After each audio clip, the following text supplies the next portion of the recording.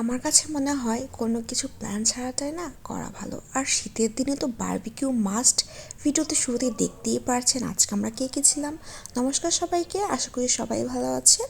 আজকের ভিডিওটা খুব ইন্টারেস্টিং বলতে প্ল্যানটা ছিল বহুদিনের, তবে গতকালকার রাতটা আমাদের একটা সাকসেস হয়েছে। আর প্রথমেই দেখতেই পাচ্ছেন আমি মশলাটা খুব ভালোভাবে মিক্সড করে নিচ্ছিলাম। যেহেতু আমি প্রথমবারের মতন করছি, এর আগেও করেছিলাম তবে সবাই সহযোগিতা করেছিল, তবে আজকে ফুল একা করেছি। মাংস কাটা থেকে শুরু করে সব কিছু মশলা ব্লেন্ড করা এবং মিক্স করা সব কিছু আমি নিজে হাতে করেছি। আর আমি আমার ইচ্ছে মতন দিয়েছি, অনেকে অনেক কিছু দেয়, আমি তেমন খুব একটা দিইনি। তো যাই হোক, মাংস ম্যারিনেশন করতে করতে এদিকে কিন্তু আমাদের অতিথি চলে এসেছে, মানে আমার জামাইবাবু, বড়দিদা, ছোটো বোন।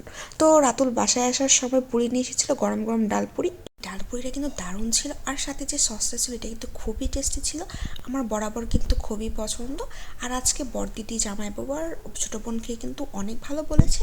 আর এইদিকে আমার বর তো এই যে যেটা মেন কাজ সেটা করছে, একটা কয়লা থেকে সে 1000টা কয়লা ধরিয়ে দিয়েছে। আর সে অনবরতই বাতাস করে যাচ্ছিল, কারণ কয়লাটা প্রথমে ধরতে হবে এর জন্য।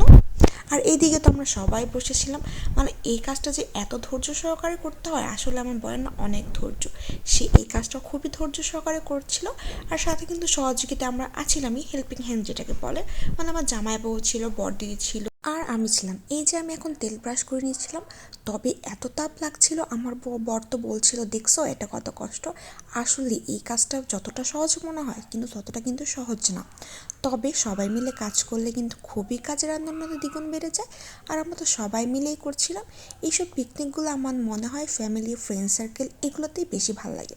আর এই যখন আমার জামাইবাবু বাতাস করছিল আর পাশে তো বড়দিদি বসেছিল, এখন তারা দুজন বলছে যে আমাদের একটু ভিডিও করে দাও, আমরা দুজন একটু করি। মানে এটা আসলে জাস্ট মানে ওরা সবাই মিলে করছিল, এইদিকে আমি আর বড়দিদি হচ্ছে এগুলো করছিলাম, মানে ওই যে একটু পোস্ট নিতে হবে এর জন্য।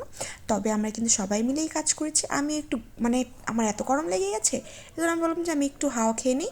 তো এইদিকে বর একটু একটু করে দিচ্ছিল, মানে একটা একটা করে দিচ্ছিলো আর একটা কিছু হচ্ছিলো। তবে বারবিকিউটা বেস্ট ছিল। আর ওইদিকে আমার শাশুড়ি মা পরোটা ভেজে নিচ্ছিল আর আমি সালাদ কাটছিলাম এই সময়টায়। আর এই যে লাস্ট ফাইনাল ফিনিশিংটা দিবে এই কয়টা দিয়ে, তখন আমরা সবাই মিলে বসেছিলাম। আর আমার ছোটো বোন তো বাসায় এসেই ঘুমিয়েছিল, না এই ভিডিওটা ছোটো বোন করে দিয়েছে। এই যে আমরা সবাই মিলে করছিলাম, বেশ ভালোই ছিল আসলে। না, হুট করে এই জিনিসগুলো করাতে না খুবই ভালো লাগে, অনেক দিন ধরেই প্ল্যান ছিল, তবে গতকালকে না হুট করেই হয়ে গেছে। তো লাস্টে আমাদের বাসায় যেটা ছিল আমরা সেটা দিয়েই করেছি। আর এই যে আমরা এখন খাবার নিয়ে বসে পড়েছি, এটা প্রায় 11টা বেজে গিয়েছিল। তবে বারবিকিউটা না খুবই টেস্টি ছিল, সবাই খেয়ে অনেক ভালো বলেছে। আসলে ঘরের মশলা দিয়ে ঘরে বানানো টাটকা জিনিস না খেতেই ভালো লাগে, ঠিক তাই না? আর এই যে দেখতেই পাচ্ছেন আমার বর, জামাইবাবু, ছোটো বোন, বড়দিদি সবাই মিলে খাচ্ছিলাম একসাথে বসে। তো আজকের ভিডিওটি এই পর্যন্তই। ভালো লাগলে আমার পেজে লাইক ফলো করবেন। ধন্যবাদ সবাইকে।